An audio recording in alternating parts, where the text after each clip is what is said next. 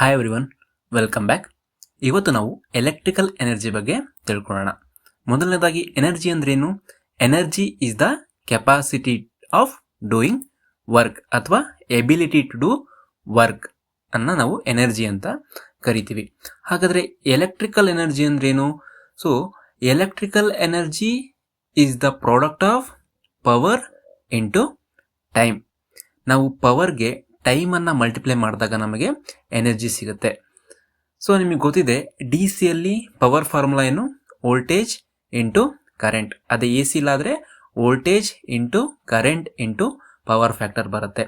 So ಇದಕ್ಕೆ ನಾವು ಟೈಮನ್ನು ಮಲ್ಟಿಪ್ಲೈ ಮಾಡಿದಾಗ ನಮಗೆ ಎಲೆಕ್ಟ್ರಿಕಲ್ ಎನರ್ಜಿ ಸಿಗುತ್ತೆ. ಹಾಗಾದರೆ ಎಲೆಕ್ಟ್ರಿಕಲ್ ಎನರ್ಜಿಯ ಯೂನಿಟ್ ಏನು ಅಂದರೆ ವ್ಯಾಟ್ ಅವರ್. ಇದು ಚಿಕ್ಕ ಯೂನಿಟ್ ಆದ್ದರಿಂದ ನಾವು ಬಳಸುವಂಥ ಯೂನಿಟ್ ಯಾವುದು? Kilo watt hour, nothing but KWH. So ಎನರ್ಜಿಯನ್ನು ಮೆಜರ್ ಮಾಡಲಿಕ್ಕೆ ನಾವು ಯೂಸ್ ಮಾಡುವಂಥ ಮೀಟರ್ ಯಾವುದು ಅಂದರೆ ಎನರ್ಜಿ ಮೀಟರ್ ಅಥವಾ KWH ಮೀಟರ್.